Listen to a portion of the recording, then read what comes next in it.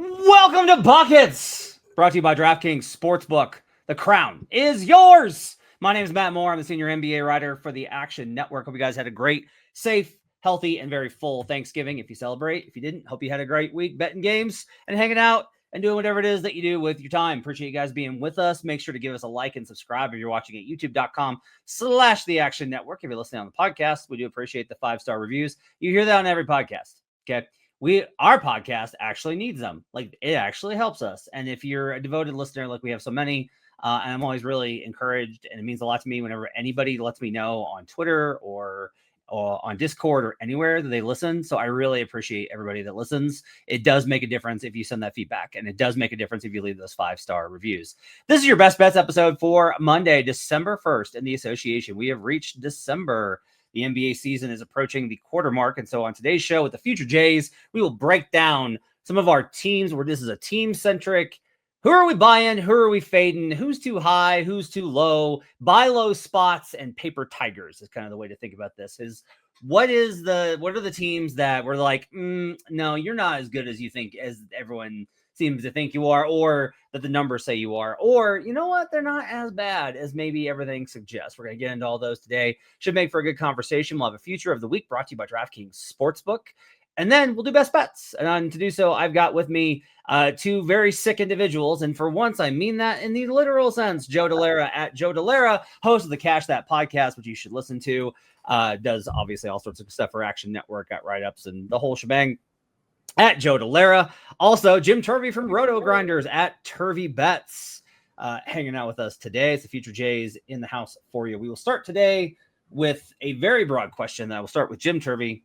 Jim, who is the biggest paper tiger in the league right now? And that's the team that looks ferocious on paper. It's, look at them. They got a good record and they're leading the division and they're actually a good team. But whenever we do the under the radar, it's like, no, this team's not good. Can I give you a very short answer followed by a very long winding road? Does that work? I would expect nothing less from you, Jim. Yeah, I don't know why I even asked. You've been trapped. You have to say yes. You're on the podcast today. Toronto is my answer. But I'll say that my path to getting there, I kind of want to walk through, and I'm going to pepper you guys with quizzes like I love doing and some of that. So basically what I did when you said, let's do a team-centric episode, I thought, let's do something like Nick Giffin's luck rankings that he does for the NFL. I really love what he does with that. I think there's a really useful tool. There's a couple of things like for instance, injuries are really hard to kind of track their actual impact. You and I you're like my guru who always has like the site, the way to find the stat, and they really don't have a good way of tracking man games missed. Whoever ran that X account for so long, bring it back. It was very useful, but because it is not there and because it's not easy to find, I actually think it could be a little bit of a hole in the public, perception of certain teams. So I put together 3 factors. I tried to do a little injury games missed thing. I'll kind of walk through what I did there. Then I did a strength of schedule that teams have played so far and versus the remaining strength of schedule, and kind of looked at who's played a hard schedule and who has an easy schedule and inverse. And then Joe started looking at some expected field goal versus actual field goal percentage, just kind of shooting regression. Who can we expect that from? Combine them all. Toronto was the number 1 team in this metric. I will say I want to go a little bit more specific though on a few of these. So let's go to the games missed category here. So basically what I did for this is I went to dunks and threes. I looked at player EPM, and I literally just multiplied the player EPM times the number of games they have missed. And I skipped it if it was a negative player. I think it actually spit out pretty good ranks overall. So do you guys want to try and guess who has lost the most, EPM times games played this season? Lakers got to be high because of LeBron. Lakers are high. They are. And Luka missed a week. So they're 9th. That's a good guess though. Okay. OKC, J-Dub. Number 1. It's the funniest. Now, this is a little bit skewed because EPM loves the Thunder. So it's doing a little bit of double counting. Like Isaiah Joe and Aaron Wiggins were each like 2 EPM players, whereas Paolo's a 1 EPM, which, again, you can say, I believe it. But there's a little bit of double counting with how good OKC is, and then if those players miss games. But OKC is number 1 with a bullet, which is very funny. I won't have that's us hilarious. guess endlessly. Sorry. Actually, Joe, your guess was even better. Lakers were number 3. I misread the column there. And the Sixers were number 2. So those are, and I think that's skewed by Embiid. So I actually think that like those 3 teams at the top, you could make cases that, someone like Cleveland in 4th, I think is probably the team that has actually had the worst injury luck this season. We're not going to talk about them too much, but I think the books kind of know Cleveland's in good shape from a big picture perspective.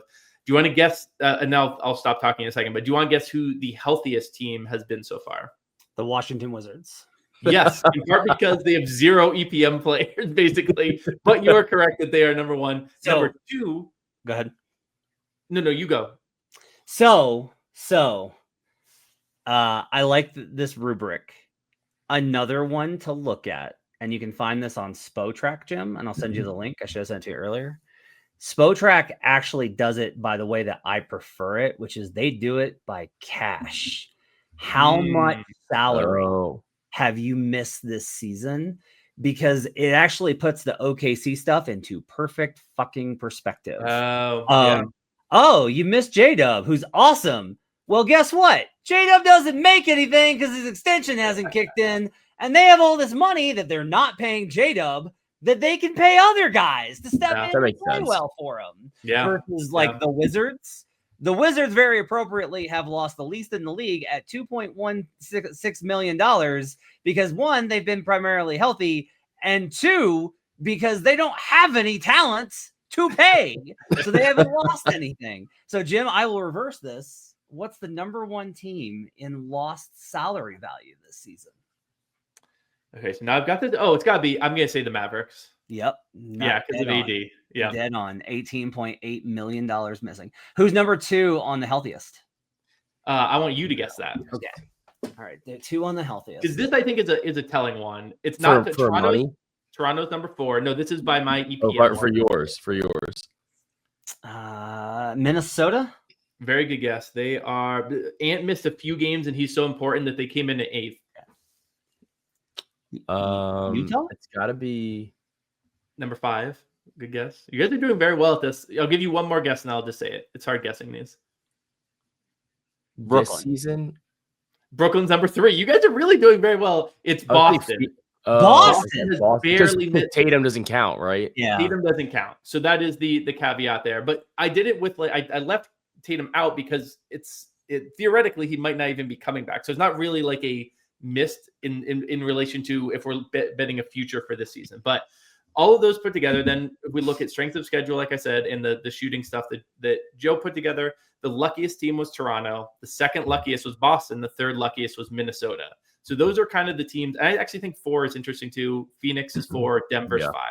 So those are teams that I do think you could kind of eye. Minnesota's one that I think has been playing pretty questionable basketball of late. I'm not sure the best way to fade them in particular, but I think with Toronto, I think there are a couple of ways to fade them that I can go into. But I've been blabbering on and on. Did you guys have thoughts on any of those teams at the top of the kind of lucky rankings there? So Boston.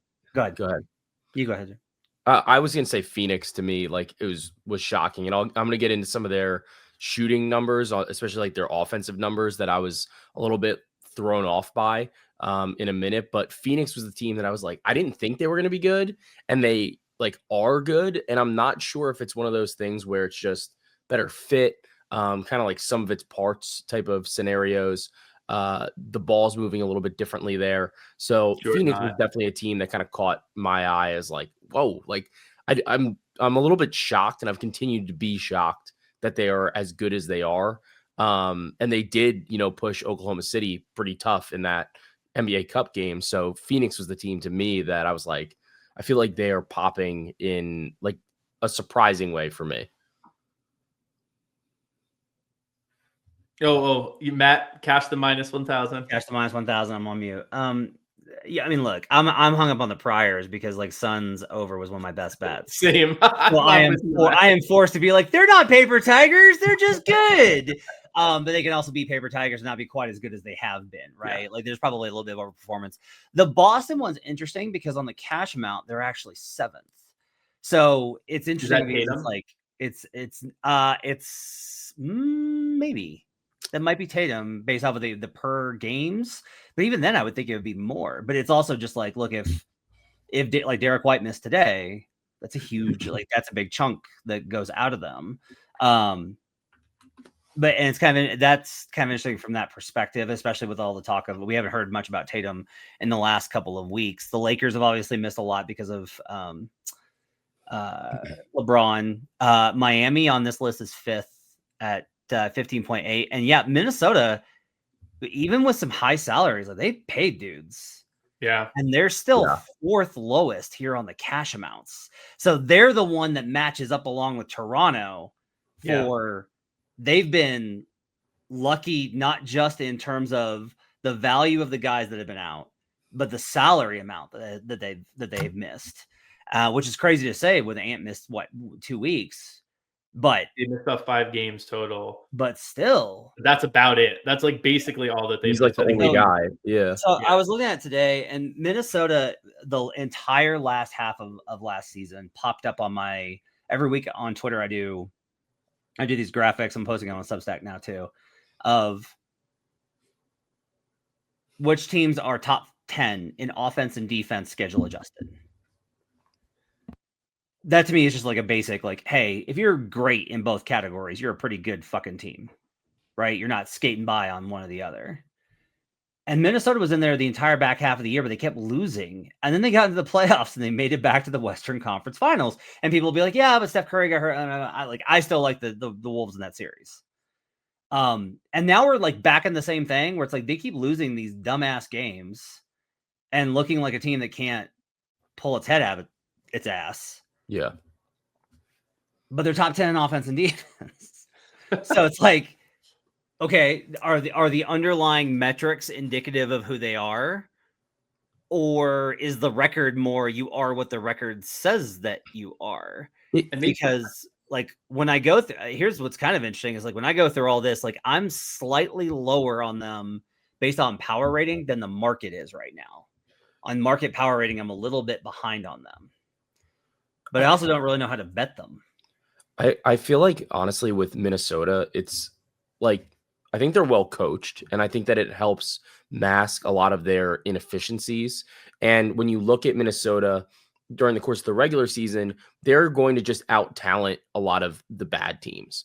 And then even if they are playing against a good team, you do have enough top end talent in realistically, even in like Ant, in Randall, even and in Gobert, like even though he's not as good as he was, but like the defense is still there.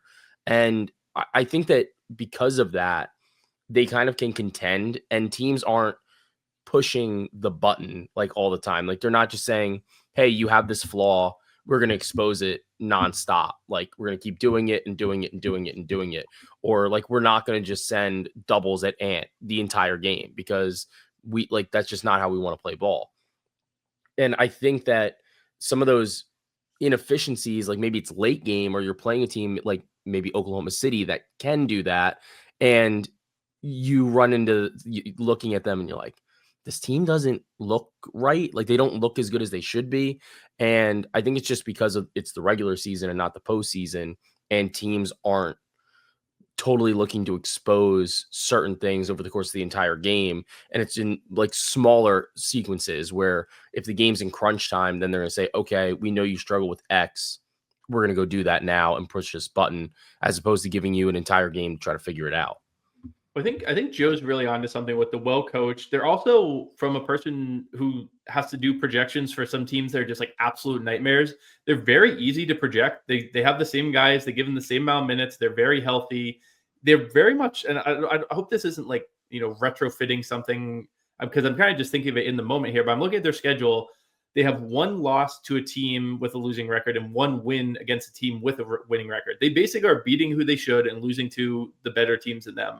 And I don't know, because that's not really who they were the year before. They have gone on these runs in the playoffs, but I wonder if from a regular season perspective, with if I can project them easy, that means they're kind of easier to scout. I wonder if it's just very much everyone knows who they are right now. And it's kind of like they beat the bad teams because they're well coached and they have Ant, and they lose to the good teams because that everyone kind of knows how to pick at Gobert and like kind of can get ant flustered down the stretch and stuff. I don't know if I'm ready to say this is like every single time they're a favorite, bet them and fade them when they're a dog, but it is an interesting pattern this season that they have beat the teams they should and lost to the teams that they quote unquote should. I mean, that's like that was like the Knicks 2 years ago. Basically, they beat all the bad teams. The middle teams, they were like still pretty good against. And then as soon as they played like a top 10 team, they were just awful. And I think it comes down to the players on the team are good enough. The coaching is good enough. The Knicks were a little bit different because they just played their guys so many minutes. And I think that was like a little bit of the pivot there where you were getting your best players on the court like longer. And then that doesn't obviously scale into the postseason. But then here with Minnesota, it's not that they're playing their guys longer, but you have a consistent rotation. Everybody's healthy and everybody knows their role. So it's not like there's no real pissing contest in the team where there's a guy that's disgruntled or somebody saying, you know, like this isn't my job or I want the ball more, I want to score more or whatever. There really isn't any of that. The one problem is that they really need a point guard. And like, because Ant isn't a point guard and Conley just is old now. Like, it just is what it is. I've been pitching this. So we don't do this a lot on the show. And this isn't, like you're sports fans. So I feel like I can do this. I have the trade. Oh, yeah. We don't do this very often on the show. And I'm very diligent about it, but this is one time because I like this idea so much. Last week I posted on Twitter, I said, look, if the Wolves are smart, they need to trade Julius Randle. This is like the time. Now, I'm not anti-Julius Randle. This is what people say about it is like you should trade him because he's not actually good and he's a fraud. And that's not actually true. Julius Randle is a 2-time All-NBA selection. And I'm sorry, it's hard to do that. That's hard to do. Like, you can disagree with the voters on various things. I will tell you, I will adamantly tell you, these people are not dumb. For the most part. There's a few. But like in general, like that's really hard to do is to make all NBA. I have a lot of respect for Julius Randle. Last year, he was stuck in a new position close to the season, had to get settled, didn't know what he was doing, playing too big for the first time, new coach, new system, new everything, and fit in pretty well. And then had his best playoff run ever, validated, like killed a lot of the not a 16 gamer stuff. Is what he did last year. Yeah. So I have a lot of respect for Julius. But Julius is playing out of his mind right now. Your value is never going to be better than right now. You're telling someone you can get someone playing this well, a 2-time All-NBA selection who's still in his prime, who's putting up these type of numbers, and you get him for the next 4 years. So yeah, the money's a lot, but you're also locked in. You don't have to pay him on a new deal. I'm so curious if you're going to say the guy that came to mind for me. I don't think you are actually. Although maybe you are. Joe Dellera thinks he needs a point guard, and I think they need a point guard, and I agree. They need an injection. They need somebody that's younger. They need an infusion. A guy that maybe got drafted in the same draft as Anthony Edwards. They need to trade Julius Randle for LaMelo Ball. Ah, okay. Yeah, that makes more sense. I was thinking Trae Young was the other one. Go ahead, Joe. I was going to say, like, LaMelo's got to go somewhere where somebody will hold him accountable. Like, as I think really what it is. And like Finch will do it on his own, but like Ant will. So Gobert might kill him. Like, honestly, like so here's like here's like how this dynamic works. You take LaMelo and you basically say like, hey, everyone thinks that you're a losing player. And all you have to do, you have weapons. You have a lob threat you can throw the ball to consistently. Yeah. You have shooters on the perimeter. You have defenders to cover for you. You have a number one. Like you were going to get your opportunities, but all you have to do is tighten up your shot selection. No more shooting 35 feet at 18 seconds. We run shit here and we create good offense. We can win with you. And I think he buys in, and I think it works. And I think you put Julius Randle next to Colin Knippel and Kalkbrenner with Brandon Miller, and all of a sudden I'm like, okay. Fonseca levels of interested in okay. Okay. Score like 30 points a game. Yeah, ship out Miles Bridges and another deal for like draft picks. Yeah. And that's how you address this. To me, it's like it's a great trade. The Wolves would have to attach something because you can't like LaMelo's a franchise player and Julius is not. Right. Yeah. But if I'm the Wolves, it's worth it because I'm like, I have Anthony Edwards and LaMelo Ball for the duration. Yeah. Ant wants somebody to take the pressure off of him. I got you, LaMelo Ball. It also makes them, it probably gives them the 2 biggest American stars under 30 in the league. Mm-hmm. Yeah. Yeah. I think it's a no-brainer from Minnesota side, and I actually kind of think it's a no-brainer. Like, he's barely playing in he played 22 minutes last game in Charlotte. He's getting replaced by Sexton in like crunch time. It doesn't seem like it's a good fit there, and the ankles are sketchy. That's a good one. Yeah, I mean, honestly, it seems like Charlotte is in that weird scenario right now where the coach and the team can discipline everybody else except for LaMelo, and they're basically just like, we don't know what to do with you. Like you just are doing what you're doing, and like he doesn't jive with everything else that the team seems to be trying to do. Like Randall, I think would fit. Randall's a worker, so if you want to bring in a vet to do that, I don't think it's that crazy. I could see it. I like it. Okay. Well, go ahead. Did you guys want to talk about any of the other paper tigers specifically, or should we talk about how to bet Toronto a little bit? Well, I want to get Joe's idea specifically on what the paper tigers are. Oh yeah. So my big one that stood out to me was there were 2 that really stood out to me in terms of the offense, in terms of actual versus expected. The Lakers are number 1 in actual, 26th in expected in terms of effective field goal percentage. I kind of chalk that up as I don't necessarily buy that it's a bad thing. This is a Luka Reeves, like now LeBron type of situation. They just don't really take a ton of threes and they're crushing in the mid range. So I was like, I'm not really worried about that. Phoenix, on the other hand, Phoenix is 9th, and their expected is 27th. And to me, when I looked at the team, I'm like, well, you have Devin Booker.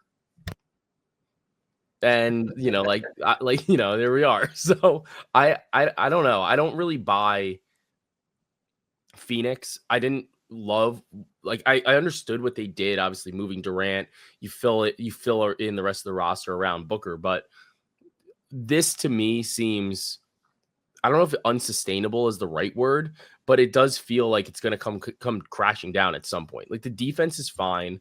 But even the defensive numbers in terms of actual versus expected are not as good. Phoenix is 18th in actual, 13th in expected. So you'd expect them to be a little bit better, but the percentages are negligible. It's 54.3% in actual and 54.5% in expected. So it's not really a big difference in terms of the defense. The offense, to me, though, it is relatively significant, going from 55.7 to 53.4. So, it still seems tight, but when you scale that over the course of an entire game or a season, whatever, that's give or take, like 5-6 points a game.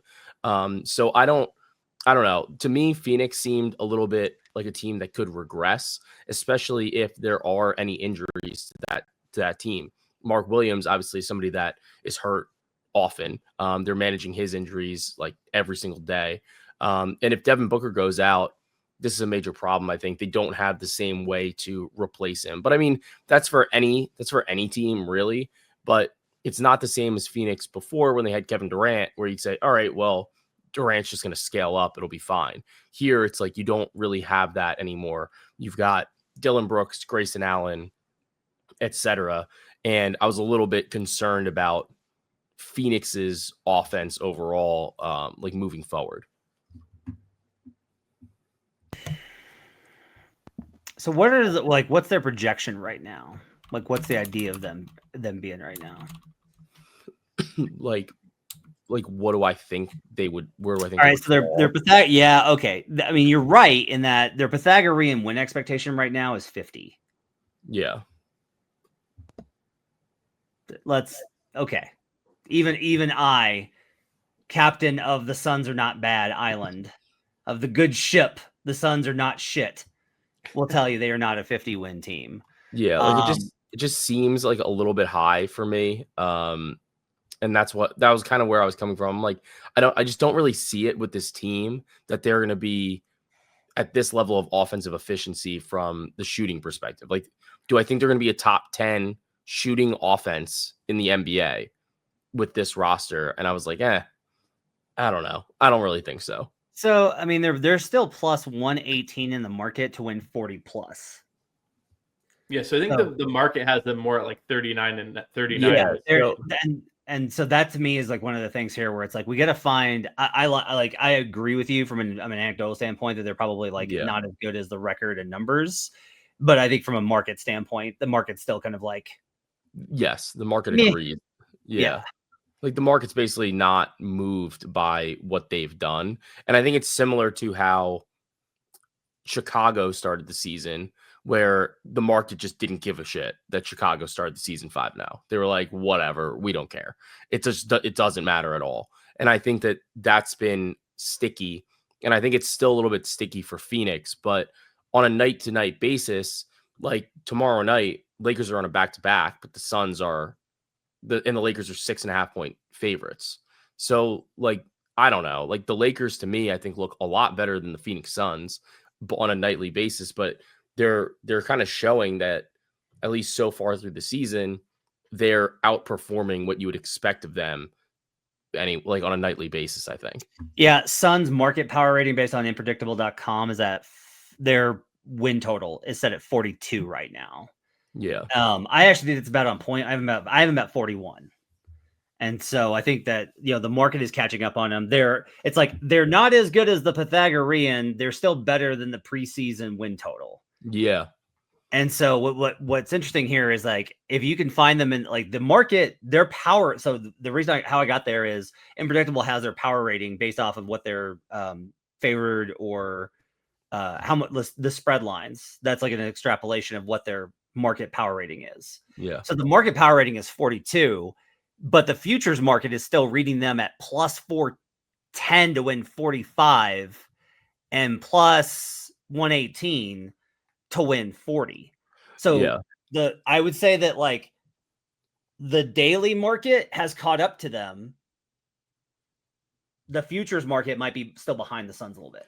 Yeah, like it's a little bit of a weird situation from a betting perspective. And like I didn't really find anything actionable for them in particular, but I do think that it can give us an opportunity as some of these like some more markets open where you go, well, like I don't think that they're going to be good enough to actually make the playoffs. So which teams do I think are going to make the playoffs in the West? Like I think they could maybe be involved, but like their number to make the play-in is minus 230. Like that, it's like I'm not betting that. That's a bad number.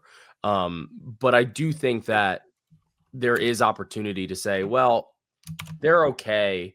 I think they might regress though, and there could be room for other teams to either slide up or other teams to slide down and maybe bump them, whatever the situation is. So I wasn't thrilled with looking at Phoenix, and it is kind of one of those spots where, like you said, if you were like you guys were both on their overs in the offseason, and I think that was obviously great. And this start is awesome for all of those bets. But to me, I'm looking at it, I'm like, well, I struggle to see them sustaining this level of success, though.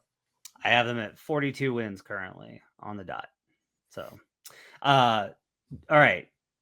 I want to get to a couple of teams that we're actually high on that we do not think are absolute frauds. That would be nice to talk about some teams that are not frauds. But first, we have to get to our DraftKings Future of the Week. We'll do that after this. The Buckets Podcast is sponsored by DraftKings, and in partnership with DraftKings, our listeners get a great offer. Right now, new customers can bet $5 and get $200 back in bonus bets. That's right. New customers turn $5 into $200 if your bet wins, paid instantly in bonus bets. If sports betting is not yet available in your state, don't worry. You can still join in on all the fun with DraftKings Daily Fantasy Sports and have the shot to win cash prizes. To get started, use promo code BucketsNBA when signing up. Again, use code BucketsNBA when signing up with DraftKings to get on board. The crown is yours. All right, let's talk about our DraftKings Future of the Week. And this is basically, how do we fade the Raptors? That's going to be the key here. And we have a number of ways that we can approach it. There's a couple of different things in the market, but our official Buckets Future of the Week Because this is a Knicks podcast, I give up. Knicks Atlantic Division -135. We hit on Knicks to win the group. That was good. Or did we hit on that? Or did they we get did. knocked out? Yeah. And we were so close on the parlay. It was the Nuggets. The Nuggets could not defend in that game at all. They played such bad defense. I wrote 1,500 words about it. That was like how bad the Nuggets played defense in the game. But Knicks Atlantic Division -135 is our Buckets future of the week. So guys, as we kind of look at how to, like, if we think the Raptors are not who the number says they are, Jim, this is a great way to go the other direction on a team that's a lot more worthy of our trust.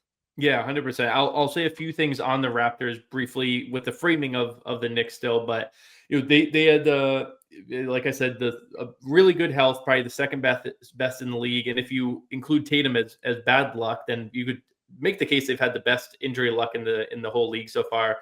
They played the second easiest schedule so far. Only the Thunder have played an easier schedule.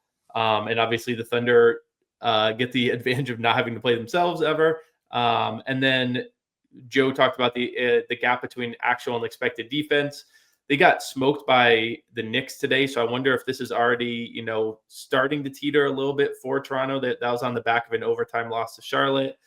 And they have the second hardest remaining schedule in the East to Washington, and Washington doesn't get to play Washington. So they've basically checked every box for regression. Now, you don't want to try and always catch the falling knife, but I think in the futures market is a way to kind of zoom out, and it's a little less scary to catch the knife. One thing I will say is it's a little they're kind of well positioned to make a big move. They've got a lot of big salaries that can match. They've been aggressive in the past, so I think that betting the Knicks to win the division here is a pretty good way to approach it. I also don't mind betting Toronto to just be in the play-in. If we think that the top four in the East are going to be Pistons, Knicks, Magic, Cavs, that kind of seems like a pretty much a lock for me, I would say. Then you only need two of the Heat, Celtics, Hawks, Sixers, or Bucks. It's a lot of good options to be ahead of Toronto if they come back to earth a little bit. So, you can bet their win total under. You could bet them to be in the play-in. But this Knicks Atlantic Division at only -135, I think is a really nice number that's getting inflated a little bit because of this hot start from Toronto. But again, they got smoked by New York today. The Knicks have looked pretty solid. They haven't been kind of blowing the doors off folks, but they have been really solid even in the games where they've had some health people like in and out. Toronto hasn't really had to deal with that yet, so I don't mind fading Toronto. I think this is a really good way to do it. So I'm all aboard this is a Knicks podcast play of the week. Yeah, I mean, I naturally love it. The game today, I will say the Raptors didn't have Pirtle. They sat him due to rest, but we are going to get this game again in the NBA Cup, the first round of the knockout stage between the Knicks and the Raptors. And we'll see then, but I think it's possible OG Anunoby comes back for that game. Maybe the Raptors get RJ Barrett back too. And we're looking at fully healthy rosters on both sides, but I agree. It's an opportunity for New York to maybe take advantage of a slightly injured Raptors team, just in terms of not having RJ Barrett. I think that the Raptors have enough players to kind of fill in those gaps based on some of the redundancy in their talent. But this number at -135, given where they are, the defense prior coming into today, the numbers I had were that they were 6th in actual defensive effective field goal percentage, but they were 27th in expected. So a lot of that had to do with the fact that they are allowing an absolute metric ton of 3-pointers, especially from the corner. And even now, if you look at them, they are defending the 3-point line overall so far throughout the season, second best in terms of percentage over the course of the season. And I think this is updated to be after today's game, where like Deuce McBride made like 7 threes in the first quarter. So they've got a lot of room between now and then to kind of maneuver. But I do think that this is a spot where you can maybe even start attacking it prop wise and hitting some guys to hit their threes against Toronto. I don't really see a real reason why they're exceptional at defending the 3-point line so far this season.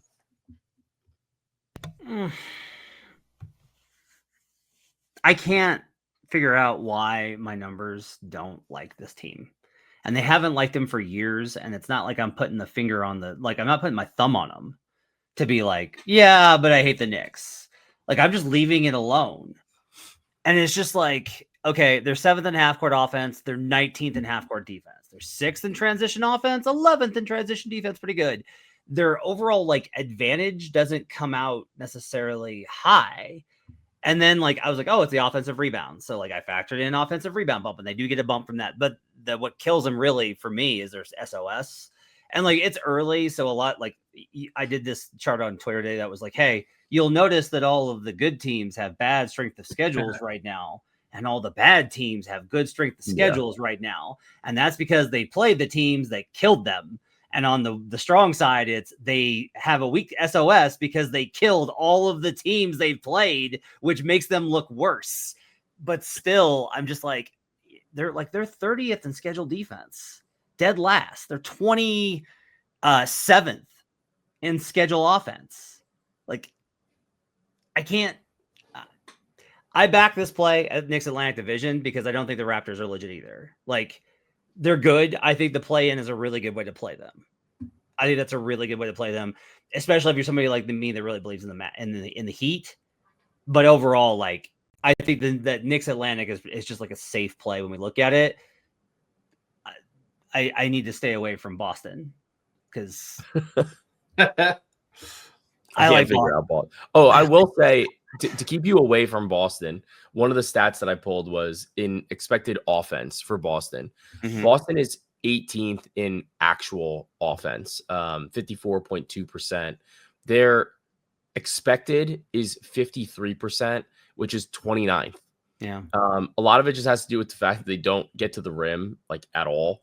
But the offensive numbers are a little bit fluky, I think, because like 54.4%, you're just moving up and down dramatically if you're like another 0.5% any either way. But I do think that it's just their shot profile. They don't get any attempts at the rim, and that's kind of what's affecting this. And I think that because of that, I love Keita, but I do think that they become a lot easier to cover. Like Derek White, I thought was going to be fantastic this year, and he's just like the most inefficient player in the league almost. Yeah. Like I've never seen anything like it. So Boston is I don't want to speak this into existence, but I like Jalen Brun's hamstring. Like every game, it feels like it's like teetering. His usage is like peak Russell Westbrook, and every game it feels like he has to like stretch it out on this. I don't want to speak into existence, but again, they've had such good health other than Tatum being out for the year that like I'm nervous about a Jaylen Brown injury at some point with how hard they're riding him. On the expected field goal percentage stuff, one thing I will say, the next not tier or generation of this, because it's already out there. Yeah. All of the sites that you have to pay thousands and thousands, like tens of thousands of dollars for, have access to, okay, based off of the shooter, what's your expected number?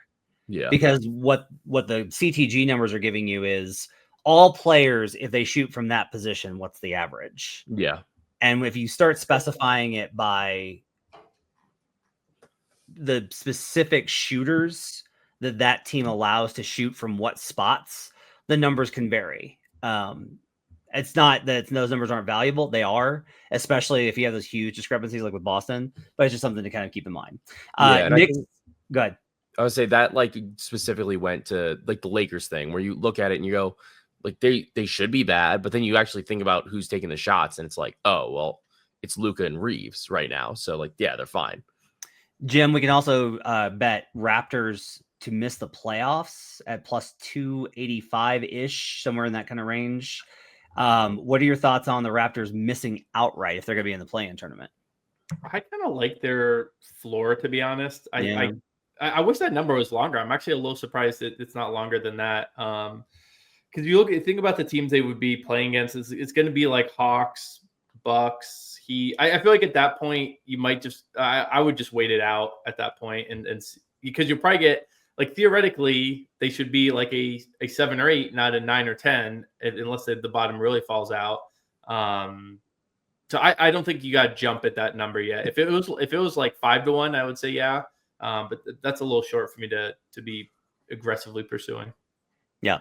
I do have currently the Raptors based off of their in-season performance as the 4 seed, but that's actually like, to me, it's close enough when you look at the teams behind them and how they can jump. So Knicks Atlantic Division minus 135 is your Buckets future of the week. DraftKings Sportsbook. The crown is yours. We are running long, so we will save teams that we don't think are garbage for next week. We will actually talk next week about some teams that we like and that may be even better that they are. We'll talk about some buy low teams next week on the show. Let's get to best bets, though, for your Monday slate. Jim, I went to you last week. Joe, let's start with you tonight. So I'm going to be on Giannis Antetokounmpo over 28.5 points. I think this line is just really light for him. He scored 37 points against the Wizards in the opener in 27 minutes. I know that he's on some sort of minutes restriction right now, but I'm not really convinced that it matters. When he's on the floor, he is getting every shot that he wants. He can shoot whenever he wants. He doesn't have to pass the ball. He basically doesn't even have to dribble because his legs are so long. All he's doing is trying to score the basketball. And here against the Brooklyn Nets, I particularly like it because they're very weak in terms of allowing free throw opportunities. They're bad in transition, and they're not good at defending putback opportunities, which are all things that Giannis is actually like really good at. So looking at even what he's doing this season, he's averaging over 30 points a game. And even if we, kind of put it at a little bit of a light restriction, where if we went like in his expected, he's still probably going to play like 30 minutes, maybe give or take against the Wizards. And if we're at 30 minutes, I'm going to like the opportunity for Giannis to score a point per minute. He's somebody that can, obviously put up monster numbers, and he hasn't had like a true Giannis explosion game. He's had 2 games in the 40s, but a lot of games in the 30s. Just really like the spot for him. I think the line is just too low against this Brooklyn Nets team, who has really, really struggled against teams on the interior.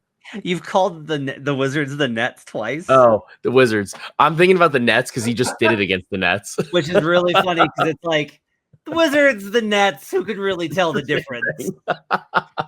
It's pretty funny because I'll wait for a second. But that's the sick fog brain going on right now.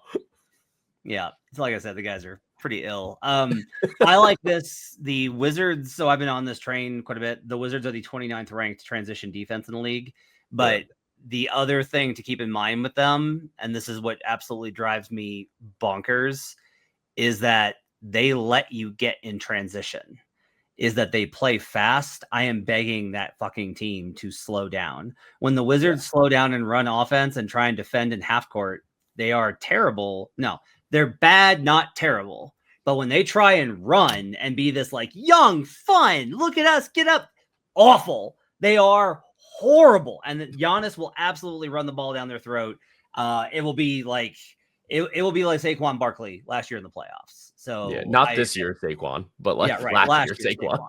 This is, and I love this play. I like this in the over parlay too. I'm going to be on it. I'm going to be on that as well because I make this 238. It's not one of my best bets. The Wizards are the number 3 over team at home this season. Bucks are 28th on the road, but a lot of that's without Giannis. Giannis said, we got to get serious. He had the big talk the other night. He'll set the tone. I love this play from Joe Dellera. Giannis over 28.5 points. It's a crazy line. That's going to be 31 by the morning. Yeah. So, if you're listening, what number do you not? That's actually a really good point here. What number do you take 30 plus, or do 30 in the win, or something like that? Because the Bucks are going to win this game. Right. I'm not super worried about them losing this game as long as Giannis is playing. Okay. I mean, I make it right at the number, but I was like, do I want to bet the Wizards? Every time I'm like, do I want to bet the Wizards? No, I do not want to bet the Wizards. All right. Yeah. Jim Turvey, your bet. Yeah, I'm in that same game. Hoping they're not too many points, but more Giannis points is better, hopefully, for Ryan Rollins under 16.5 points. So Part of this is Giannis coming back, but also Kevin Porter Jr. came back and played for the first game since the season opener. And Doc started them next to each other. And Ryan Rollins' usage with Kevin Porter on the court this season is 5.8%. That's up from about 25%, 26% overall. So it's a small sample. And they were relatively staggered, even though they both started. He could even mix up the starting lineup. I think this is pretty safe in general, though. I mean, it is a terrible Wizards defense, but we have the potential for blowout, which is what kept his minutes down last game when they played the Nets. The crazy thing to me, though, is that the Giannis part of this is actually pretty essential. Rollins has only gone over this line 3 times when Giannis played full minutes this season. So it's kind of sneaky because Giannis has had half games. He's missed things here and there. He's come back. He's been in and out of the lineup. But really, when Giannis is in the lineup, Rollins is not scoring this many points, even against bad teams. Then you throw Kevin Porter Jr. in the mix, the potential for a blowout. And I really like this Rollins under 16.5. This is what they put the line at last game. And then he went pretty easily under. He scored 10 points. I thought they would drop it to maybe 15.5. I still would have liked that. And I would take the 15.5 here as well. But the 16.5 is a nice little extra point there. I love any cap that's just Kevin Porter Jr. won't let you shoot. I love any cap that says Kevin Porter Jr. won't let you shoot. Like that play as well. We've got an interesting same game parlay we could get in here. Bucks money line, Rollins under, Giannis over, and the over. Not bad. Liking that a little bit. All right. I'll cook while you do yours. Yeah. I've got Pacers plus 5.5. Finally getting healthy, man. Finally getting healthy. This is a unique opportunity because the market bottomed out on them because they had to keep adjusting down from preseason rankings. And everyone's like, that team sucks. Like they've got 4 wins. Like they are better now. Like they are healthier. And so they are better. And they still don't have centers and they still don't have Tyrese Halliburton and they're still going to miss the playoffs. But that does not mean that this is not a good opportunity to get in on them in this kind of a spot with where this number is at 5.5. I think it's a really good opportunity in part because the Cleveland Cavaliers they are a mess right now. Like they are legitimately a mess right now. They are 25th in spread rate right now, in ATS rate on the road. The Indiana Pacers, as bad as they've been, are 5th best. I looked at some of the numbers. Kenny Atkinson, that team they have not overperformed with Atkinson in rest disadvantage situations. But here's my favorite one. Rick Carlisle with a rest advantage, folks. 41, 32, and 1 since 2021 with the Pacers, 56% ATS. It's a good one. It's a good one. Good sample size. It's Rick. He's at home. He's got rest. He's got a team that is like, and like they've been up against it. This is actually, I'll also say this is one where I think certain coaches thrive because like Rick Carlisle coaches want it to be hard because they're kind of masochists. And Rick Carlisle is definitely that ilk. Like I think he likes that it's so hard this season. Like it's stressful and it's a nightmare, but that's like the way coaches are kind of wired. He also isn't going to get fired. So right. Like, I feel like that's an important caveat to that. Carlisle with the Pacers at home with rest advantage, 21, 15, and 1, 58%. So it gets even better when they're at home. Cavaliers here on the back-to-back did not look good, did not play well. I don't know what's going on with them. I really don't, but they are in a position right now where I want to fade them. I will say that this is going against not my model. Number makes it on preseason prior 6.5. On in-season numbers, this is actually 7.7.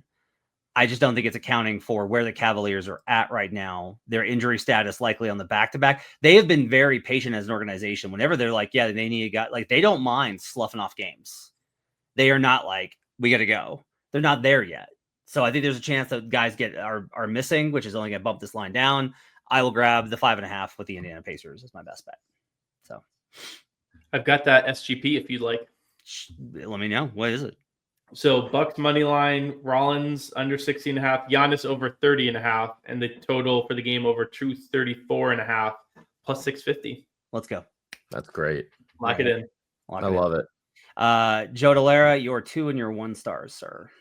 So these are disgusting, and they're from the same game. Yes. And it's the Hornets versus the Nets. So I think this is why I had the Nets on my brain too.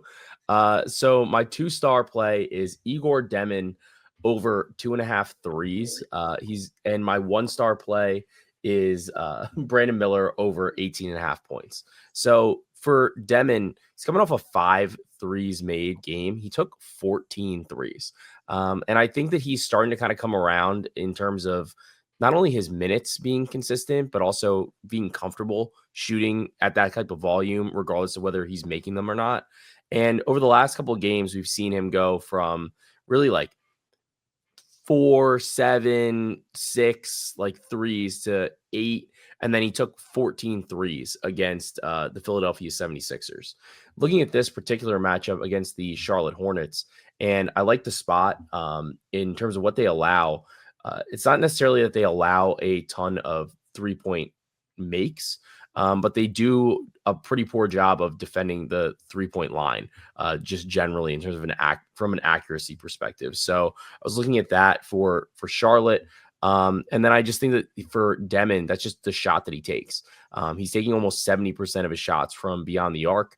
And I think that because he's getting more comfortable, because the minutes are coming, this is something that the Nets are going to want him to lean into. Just say, look, whether you're making him or not, shoot him. That's what we want you to do. That's what we drafted you to do. And now that he's kind of getting the opportunity, just had 5 go in the other day. I think this is a good opportunity to kind of buy on that hot streak. And you're getting plus money right now at the 2.5. As for Brandon Miller, I really like the spot for Miller. He's at 18.5 points, which he's really kind of been right around outside of the one game where he got hurt.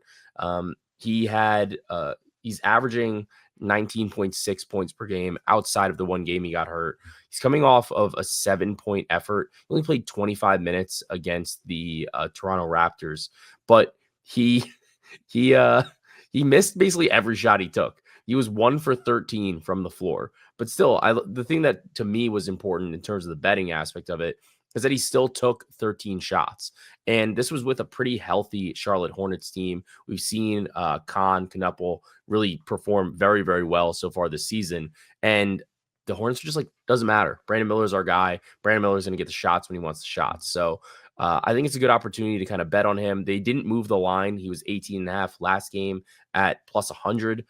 So at even money. And now we're just getting like a touch of juice around like minus 105, minus 106 for this over 18.5. So I think it's a great opportunity against, again, a Brooklyn Nets team that is one of the worst defensive units in the NBA. So I'd like Brandon Miller to get a good bounce back spot here. He scored 25 points against them in the opener on 8 of 19 shooting. So really like the spot for Brandon Miller. On the Demon play, Nets fans let me know that he's actually been popping off lately. So a good buy low spy on a team that no one's going to pay attention to the net. There's no handle there. No. It's not like you're going to get a bomb. So over 2.5, I like that play for Demon quite a bit. Jim Turvey, your 2 and your 1 stars. 9-game slate tomorrow. Joe and I managed to give you so many plays from bad games. I have 2 more plays from that exact same Charlotte and Brooklyn game. That's amazing. I have as my 2-star play Charlotte minus 4.5. Talked about how Miller is back. Bridges have been playing all year. LaMelo Ball is now playing in back-to-backs. He seems like his minutes are kind of wavering here and there, but he's playing every day. Knuppel's been great, as you mentioned. We'll be looking to fade him in a second, but we'll talk through that. The Hornets are actually 3-2 overall in games that Brandon Miller's played at least 10 minutes. Flip side of this, you've got a Brooklyn Nets team really, really bad. 3-16, 7-12 ATS. So it's not even like one of these bad teams that gets a lot of covers. They usually kind of get the doors beat in even against bad teams. Charlotte won by 19 in the season opener when these 2 teams played. The rosters looked relatively similar. That was a healthy game for Charlotte. I love my 4-man lineup differentials when they have Miles Bridges, LaMelo Ball, Brandon Miller, Knuppel on the court. Those 4, they're plus 12.3. This is a pretty decent Charlotte team when they are healthy. They just can't seem to keep folks in lineup. But they do have everyone for Monday, so I will go with the Hornets minus 4.5. On the flip side of that, though, we've been doing a lot of Hornets love here. I'm going to take Knuppel under 16.5. in games in which LaMelo, Brandon Miller, and Bridges have all played, he's had 11 points on 6 field goal attempts, a big 26 on 12, but then he had 6 points on 12 attempts, 12 on 14, and 20 on 10. So he's gotten over this 2 of those 5 games, but they've been insanely efficient games. Now, Con has been an insanely efficient player. Joe was talking about how he does so well because he catches the ball on the move, kind of throws defenses off. I do think there's, it's a reason it's the 1-star play of these 3 plays. He's an incredibly efficient player, but his usage is just down around 14% with those other 3 guys on the court. Brooklyn is the worst offense in the league, like hands down. They're bad defense, like the 8th worst defense, and they're pretty much middle of the pack in terms of threes allowed. Obviously, Khan's doing the majority of his damage from his efficiency beyond the arc. So, I think the field goal attempts will be low. The biggest thing is, does he hit them against a Brooklyn team? He might be able to, but I think 16.5 is a little bit too high for him with all those guys back. So I will take Con Knipple under 16.5 points. I might have a little bit of an edge on the Nets here based on power rating. Oh my! Depending on what on which one you look at, I'm not going to. I have like an ongoing fight with Brian Fonseca about this team. I just so much of it for me, and I will say, look, I need to get over it. I don't like LaMelo's leadership. I don't like the culture that he sets. I think that your best player sets your tone of your culture. That's what every executive in the league has told me, is that you can do everything that you want, but whatever your best player sets, that's going to be the tone. And I just look at this team and they're unserious. However, they're like plus 4.1 when LaMelo plays basketball. Like when he's on the court, they win by 4 points. That's really good. So I can't object. I want to object. This would be like a great, like, I'm betting the Nets tonight, but I can't do it. Hornets minus 4.5, Demon 3+ threes, Knipple under 16.5, and Miller 19+. 12-1. Oh, baby, we got some crazy parlays today. So I love it. Sending these over to Parlay Express over with Colin Whitchurch. I'll hit yes. Very quickly for mine. Suns Lakers over 234.5 is going to be my 2-star play of the night. This is not rocket science. You should be betting the Lakers over every single time that they're at home. Like, that's not every single look. That's not true. You should never do that. You should pick your spots. You should look for those opportunities in general, because guess what? They are the number 1 team overs at home. And I'm pretty sure they went over again tonight when I bet them with the Pelicans tonight as well. Guess who's the number 3 team on when they're on the road on overs? Yeah, that's right. Your Phoenix Suns. Home cooking does a lot for Phoenix. They are still learning kind of how to play on the road a little bit. I project this all the way up at 239. So I will like this at any number below 238.5. I will still like it there. It's a 2-star play just because it's a back-to-back, and that always makes me a little bit nervous. I will say this, that I wanted to be on the Lakers pretty badly because of how good JJ Redick is in no rest spots. He is great at rest disadvantage. Redick has been superb since he took over last year at bad rest spots, but I don't have enough information on how Jordan Ott does. And based off of the number, I still have this, like, this should not be this high. There's I can't get around this being no, but I do like the over. I love the over at 234.5. Another total play for you. Bulls Magic under 238.5. Bulls offense is starting to absolutely crater. Guess what? They are the 28th ranked team in over rate on the road. Orlando is only 14th at home. Their defense is still really phenomenal. It's getting better by the game too. Orlando is making more buckets, which means they get to set their defense. Like, this is more of a play against the Bulls offense than it is on the Magic side, because the Magic have actually been playing really good offense lately, and there's a way that they could break this game open and score. They could score 130 here and pull this over, but I'm willing to go ahead and play the other way. This is my best way of, like, surely the Magic can't keep this up, but it's only a 1-star play. I make it 238 versus the line, so I'll go ahead and make it there. I'll be on the under Bulls Magic. Let's go do it for buckets to run down our plays once again on the night. We've got Ryan Rollins under 16.5 points, Hornets minus 4.5, and Colin Knipple under 16.5 points from Jim Turvey. I like the Pacers plus 5.5. Suns, Lakers over, and Bulls, Magic under. Joe Dellera likes Giannis over 28.5 points. I love that play. Igor Demon over 2.5 threes, and Brandon Miller over 18.5 points. Hope you guys want to bet Hornets versus the Nets because you don't have a choice based off of these guys. We will be back tomorrow with more best bets for you. Appreciate you guys being with us. For Joe Dellera, at Joe Dellera, Jim Turvey at Turvey Bets of Roto Grinders. I'm Matt Moore. Thanks, David Payne, our producer. We'll see you guys again next time. Till then, let's get buckets.